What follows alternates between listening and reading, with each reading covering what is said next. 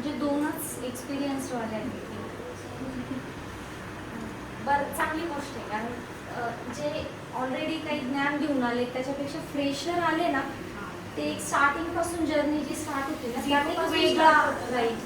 म्हणजे मीच गाईड घेऊन आता तुम्ही काही ऑलरेडी तुम्हाला नॉलेज, पुन्हा मी काही तुम्हाला त्याच्यामध्ये आणखी बॉदर करणार, मग पुन्हा तुम्हाला असं वाटेल हे घेऊ की ते घेऊ असं.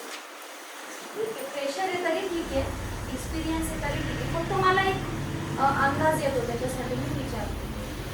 तुम्हाला 2 वर्षांचा एक्सपिरियन्स आहे म्हणजे मेकअपमध्ये स्किन वगैरे सगळं येतं. क्लास कशाचा पूर्ण केलेला आहे. स्किन सहित स्किनचं क्लास आहे आपला, राईट. तर तुम्हाला मेकअपचं काय नॉलेज हवं? स्किन पासून नॉलेज हवं. Skin type, skin tone, skin undertone, colour bill theory, okay. ते नाही आहे काहीच.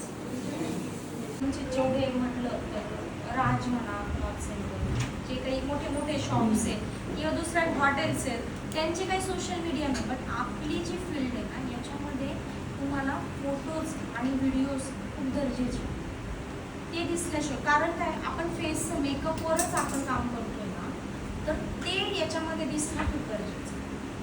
आलं लक्षात?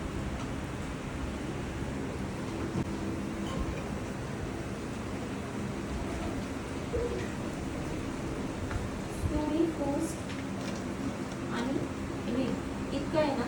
इवन इथेच नाही, फेसबुकला पण तुम्ही करायला पाहिजे. ठीक आहे, माझं फेसबुकला पण आहे. ऑटोमॅटिक लिंक जर केलं जातं तुम्हाला माहीत असेल तर ते ॲट अ टाइम करा. आणि व्हॉट्सअपला तर तुम्ही टाकताच.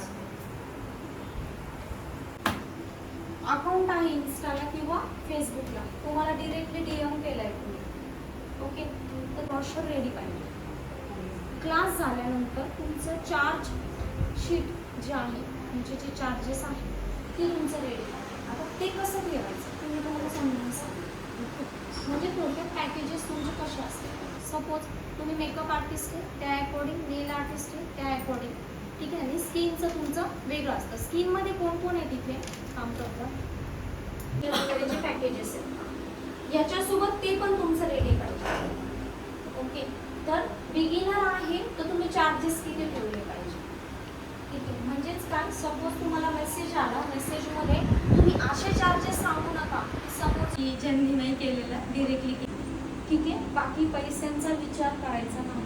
हां, तुमचा हात खूप चांगला आहे. आता तुमचं जसं फील्ड आहे, म्हणजे सोशल मीडियाचं फील्ड जसं आहे किंवा जसे फॉलोअर्स आहेत किंवा जसं तुमचं काम आहे त्या अकॉर्डिंग तुम्ही एकतर पेमेंट ठेवा. का? कारण तुम्हाला ऑर्डर देणारा टॅली करणार डेफिनेटली. तिकडे हे करू शकता, म्हणजे क्लायंटचाही लॉस नको आणि तुमचाही लॉस नको. आलं लक्षात? तर हे झालं पॅकेजेस. कारण कसं होतं, खूप वेळा ना आपल्याकडे ना प्रोफेशनल वेने आपण काम नाही करत, म्हणून सुद्धा खूप जणांना या फील्डमध्ये प्रॉब्लेम. तर ते नसलं पाहिजे. त्याच्यानंतर व्हॅनिटी म्हणजे काय, तुमची व्हॅनिटी एकतर कशी बिल्ड केलेली आहे, म्हणजे प्रॉडक्टची क्वालिटी आणि प्रॉडक्टला किती हायजीन ठेवली.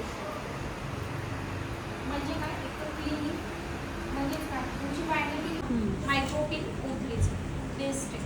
एवढं मोठी बॉटल येते म्हणजे बोलतात त्याच्यामध्ये. आणि बरं आहे 2000चं वगैरे आहे, बट त्याच्यामध्ये तर चालेल.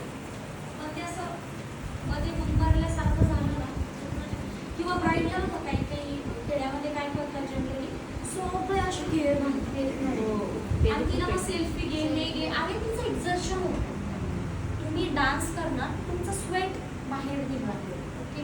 तर ब्राईडचे तसं होतं. कधी माहिती का, ज्यांना माहिती असतं त्यांना कळतं, त्या आपल्याला बोलत नाही. ज्यांना नॉलेज आहे की असं झालं, त्यांना माहिती आहे की ह्युमिड वेदरमध्ये राहत नसतो. आणि हे तुम्ही एक फास्ट सांगते मी काही गोष्टी. पण काय होतं ना, हे जर तुम्ही केलं नाही ना, तुमचे क्लायंटच्या